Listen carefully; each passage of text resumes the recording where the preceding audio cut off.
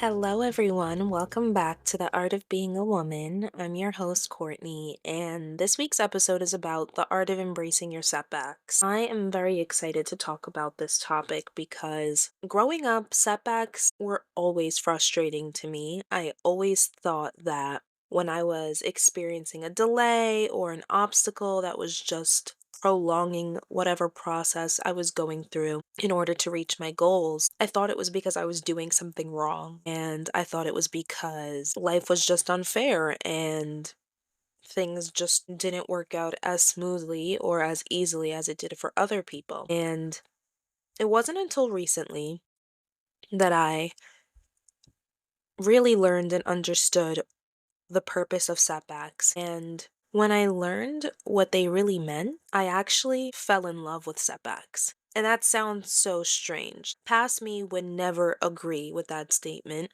but the truth is, setbacks are the biggest indicator that a miracle is on the way. And the setback itself is the final test of your faith and your certainty that you will achieve your goals, even if you have no proof. And so we're going to unpack that because it's a little confusing. But by the end of this episode, I guarantee that you will also learn to embrace your setbacks and be excited when you experience them in life. The four steps that we're going to get into are as follows. We have one, setbacks don't block you, they position you. Step two, delays are training for unshakable faith. Three, what comes from ego will never last. And four, a setback means a miracle is close. Before we get into the four steps, which I am taking from my Instagram account, She is Artfully Woman, and I have the steps explained in a written format if you're interested. I wanted to share a personal experience of mine that came to mind when I was working on this topic. I remember when I began college in my undergrad years, I did not enjoy it one bit. I also didn't feel like college was for me. I never really enjoyed school. I always felt like I had to learn subjects that I wasn't interested in, and I knew that I wanted to be something and do something worthwhile and purposeful, but at the same time, I wasn't into math and I wasn't into science, and I was interested in history, but I didn't want to be a professor. And so, whenever I went to school, it felt like a chore, and I didn't like doing anything that felt like I didn't really have free will and I didn't really have a choice. And granted, of course I had a choice. I could have just not went to college, but I knew that I didn't want to settle in my life. I knew that I wanted to be able to financially support myself in a flexible way, and I knew that the easiest way for me to get there and the safest and most predictable way to get there was through getting a degree. And so I decided, even though I don't enjoy going to school, I'm going to go. And because I did not enjoy going to school, I purposely took the minimum amount of credits that I needed to be considered a full-time student. I would take four classes, I believe, every semester. And I had friends at the time that were taking summer courses and winter courses and five, six, seven, eight classes sometimes in one semester to just speed up the process of their school journey. And it always made sense to me, like, why not just go all out and finish as soon as possible? But because I personally didn't enjoy it, I knew that if I overdid it, I knew that I would resent the whole experience, and I didn't want to make it unbearable for myself. Now, at that time, it was hard for me to watch my friends just speed through school while I was just slowly taking steps closer to completing my first year. And I got to a point where I accepted that what works for other people doesn't work for me. I was happy for my friends that they found a path that worked for them. And although it seemed like a great idea, it wasn't my idea and it wasn't meant for me. And I just didn't end up following a similar path to them. At the same time, I was working part-time because I wanted to have money while I was in school. I didn't want to be a college student that couldn't support themselves. And so that was also another reason why I didn't take many classes. But truthfully, it was mainly because I didn't enjoy school and I didn't want to do too much of something that made me unhappy. After my third year of undergrad, I had completed maybe 1 to 2 years worth of college credits. And around that time is when COVID began. And when COVID began, all the colleges became remote. And unfortunately, it was a scary time for the world. But for me, it was a miracle because when COVID hit, I had an opportunity to take many classes, and it didn't make me unhappy to take many courses because I was learning from the comfort of my home. And had I not gone through those setbacks, I wouldn't have had the opportunity to complete my schooling online, which is a lot easier than completing your schoolwork in person. And as I was completing my credits online during COVID, I happened to find a program that gave me the opportunity to receive my bachelor's and my master's in one. So ultimately, my whole schooling journey worked out beautifully. But at the time, when I began and I was taking only 4 classes a semester, I felt like I was falling behind. And the truth is, I was never falling behind. I hope this story allows you to look back at your own life and reflect on situations that at the time felt like it was delaying you from achieving your goal. And now that time has passed, you can understand why things had to unfold the way that they did. Let's get into the first step. We have setbacks don't block you, they position you. When things occur out of our control and it feels like we're being restricted, it's not because we're doing something wrong, and it's not because it's not meant for us. Setbacks are a signal that we're being prepared for something great. And in order to be able to not only receive this greatness, we have to be able to maintain this greatness. And in order to do both of those things, we have to make sure that mentally we're very strong. And what that means is that we have to feel deserving of the things that we want to achieve and receive. We also need to have the confidence to know that we can maintain it. And it might be your default reaction to think that when you're experiencing a setback that you're failing. I know that when I was in my undergrad program, I felt like I was failing. I felt like I was delaying my own process to achieve my goals. But that wasn't the truth. I knew myself very well, and I knew that I didn't want to resent myself for overworking to the maximum capacity just so I don't feel like I'm falling behind. When we experience setbacks, they are rerouting us towards our success. And in my example, there was a purpose behind why I wasn't motivated to overwork myself at the time. Because there's other areas in my life where I enjoy beginning something at max capacity, whether it's working out or learning a new topic. Those are things I'm passionate about really diving into. But when it came to school, I was not passionate about diving into my learning full force. And that ended up working out perfectly for me.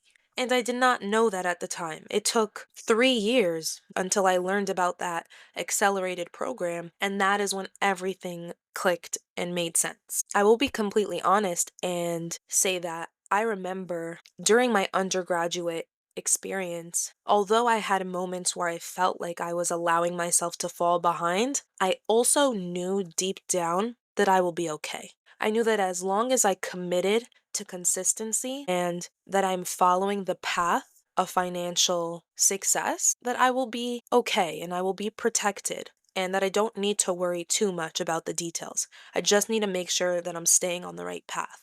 And that's what I did. And I believe that having that faith and that belief, even though it wasn't that strong, it was underlying, it really helped fuel me through my whole schooling experience. When I was in my undergrad program, I had no clue that accelerated programs even existed. I was originally dreading that I had to take 5 years to complete an undergraduate program just to then begin a master's program. And so many times when there's setbacks in our life, there's something even better than what we have set in our mind. Nothing is ever working against us. It's always working for us, even when we can't see it. And we can really not see how things are working for us for years. And that can be very frustrating. But the truth is, the longer you cannot see what it is that is being prepared for you, the bigger the blessing is going to be. Think about celebrities. The artists that are the most successful and have been the most successful for the longest amount of time, they have been working very hard for many years before they ever reached that pinnacle of fame and success. And so the same thing goes for us in life. There is a lot going on behind the scenes before we achieve greatness. Whether it's wealth, fitness goals, family, buying a new house, buying a new car, whatever it is that your goal is, and whatever it is that you're trying to achieve next, it's always going to come with a journey of self discovery and self improvement and refinement so that we can receive it and maintain it at the same time. If we don't prepare ourselves to receive and withstand the things that we desire, we end up self sabotaging and we end up messing it up. A tip for this step: if you keep hitting a wall, pause. Sometimes resistance means something better is trying to find you. Step 2: delays are training for unshakable faith. When we experience delays, it is training us to believe in the outcome before we see it.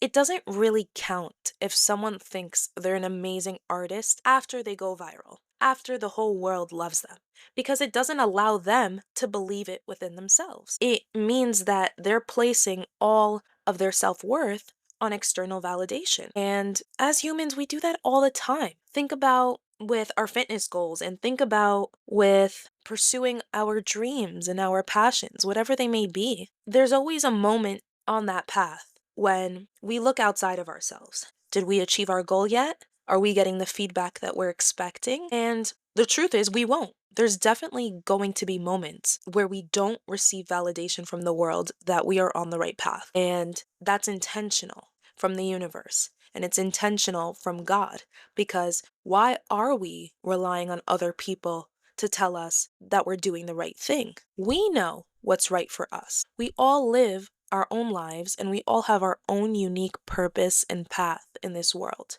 We all have our own reasons why we came here. And so we cannot rely on other people to tell us we're doing a good job, we're doing the right thing, and that good things are coming our way. We need to cultivate that belief within ourselves, and we need to strengthen that belief within ourselves, just like we strengthen our muscles in the gym, so that when big miracles are trying to enter our lives, we believe it. We believe that we're ready to receive it, and we believe that we deserve to maintain it for a long time. We don't want to be put in a position where we always rely on proof that things are going our way, because life doesn't work that way. Life is never going to always go our way because we don't always know what's best for us. There's many times when there's a bigger and better plan in store for us, and we just have to trust and we have to let go. And this is very similar to a previous episode, the art of releasing the need to control life. Many times,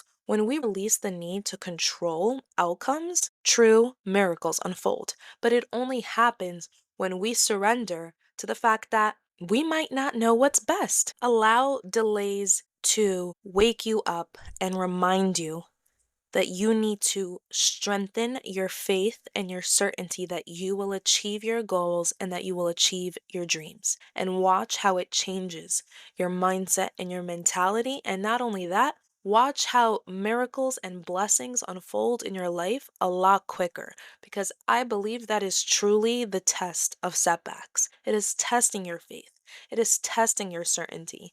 And if, let's say, okay, you have certainty, you have faith, and you trust, and you believe that you will achieve everything that you want, but it's taking a long time. Remember, the longer it takes, the bigger the blessing is. And so you could be thinking, I don't really have a big goal in mind. I just want to lose 5 pounds. Let's say that's your goal. The truth is, you don't even know that in a year or two from now, you're going to be a fitness influencer.